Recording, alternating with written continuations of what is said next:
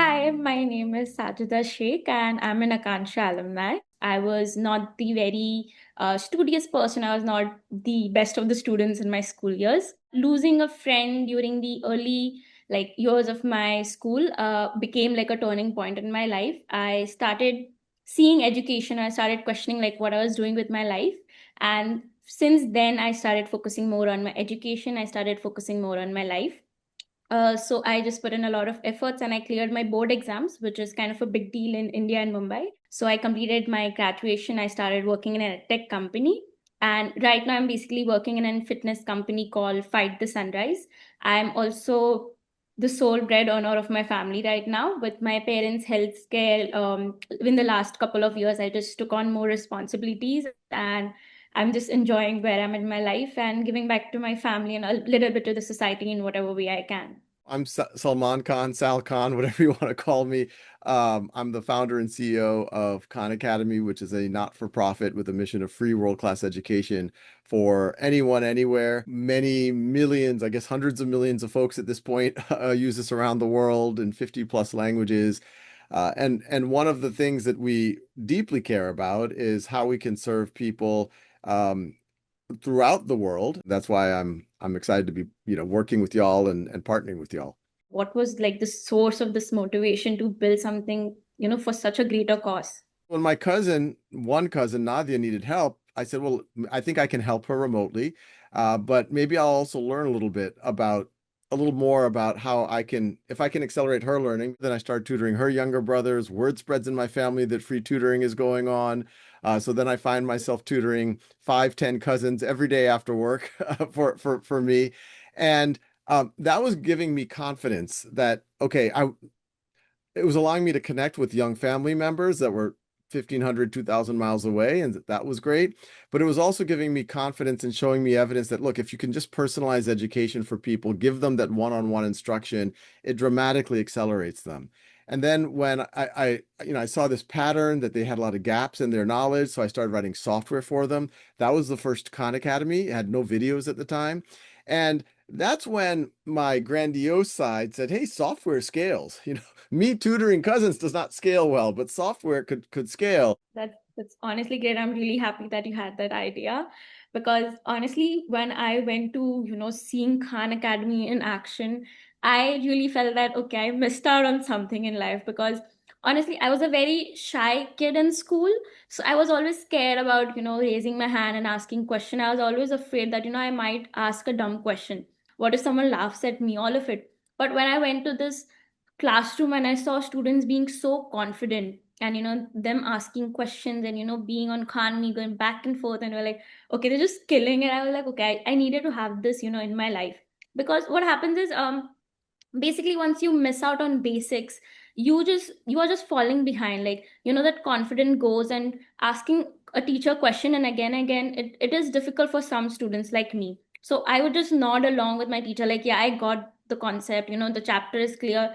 But after the test come and after I used to get zeros and one and two, my teacher used to be like okay, she didn't understand anything. And something that I honestly love was that you are not getting direct answer when you are asking Khan Migo. You are getting formulas, you're getting hints here and there, an example. So what went through like the Sal Khan mind and the Khan Academy mind to build something like this? Yeah, and one, I'm glad you you had that experience in that classroom. It's what I saw with my own cousins. The reason why they were struggling wasn't because they weren't bright, wasn't because they weren't hardworking, wasn't because they didn't have access to great schools or teachers.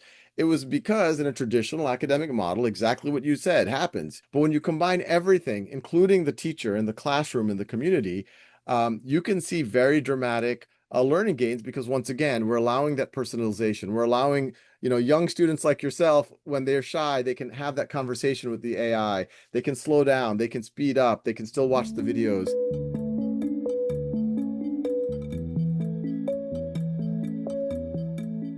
How do we make sure that students are not misusing AI or they are not being too dependent on it?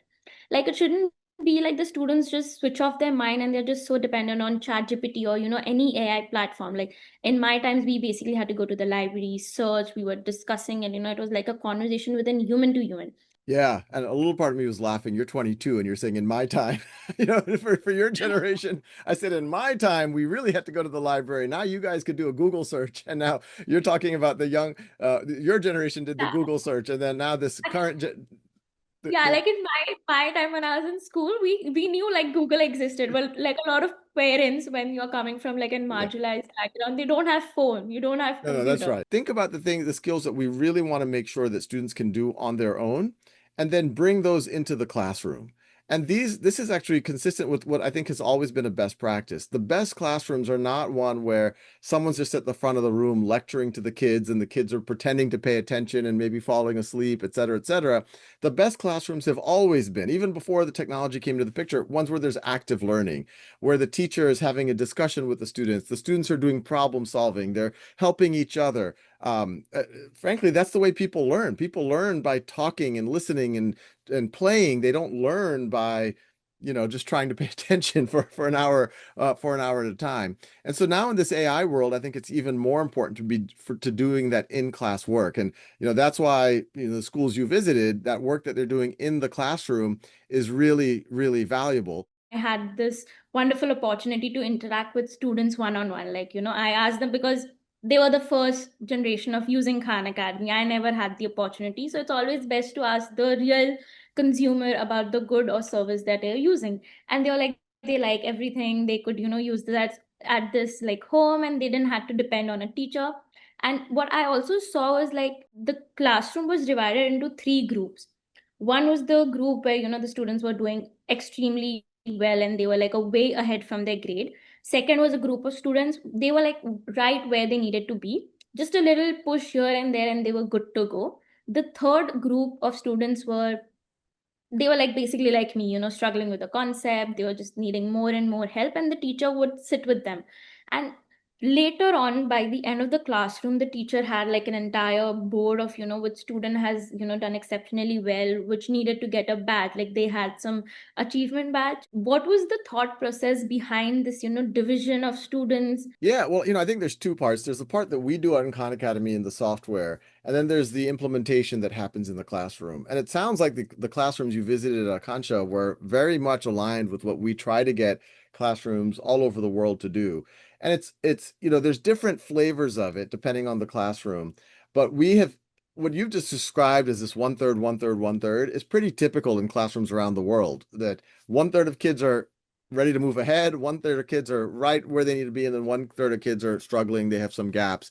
And what we've seen the best model is, and as you said, there's different flavors of it. The kids who are ready to move ahead, you give them Khan Academy, Conmigo, they'll move ahead. Every now and then they might be able to help each other a little bit. The middle group can do some work on Khan Academy. And then that last group, that's where they oftentimes, and it's oftentimes a motivational issue too. It's not just an academic issue where the teacher can actually focus a little bit more time. Maybe have 5, 10 of those kids together and really make sure that they're on task, really make sure that they're understanding some of these core subjects, or maybe even things that they should have learned a few years ago so that they can now engage. Everything is motivation in education. And so that's why one, the teacher is a very powerful motivational tool, probably the most important. And two, if we can put fun, badges and points and game mechanics inside of the classroom and tie it to how much you've learned your math or your science or your reading, that can help. That basically what I was coming to. Like, it's very important for each one to be motivated. When I started studying, I realized that I was not dumb. I was not motivated. I didn't have like, context for life. I didn't have a goal. Do you think like tools like Khan Academy or AI can basically bridge this gap and, bring this support to students so they can become more independent learners? How do you see the next 5 years for Khan Academy and Khan Migo? Yeah, first on the Khan Academy level, as we said, it's a not-for-profit mission, free world-class education for anyone, anywhere. And what we've always imagined, the vision of it is, if all of the learning materials from pre-K through the core of college, not just in math, but in science, in history, in writing, and grammar, is available in all of the world's major languages, that by itself becomes a very valuable, hopefully, resource institution for the world. I hope that we bring in more donors so we can get more license and a lot of more students can have Khan Academy. Because I honestly, when I was in that classroom, I felt that yeah, this could change a lot of things for a lot of students. Hopefully we can help create that.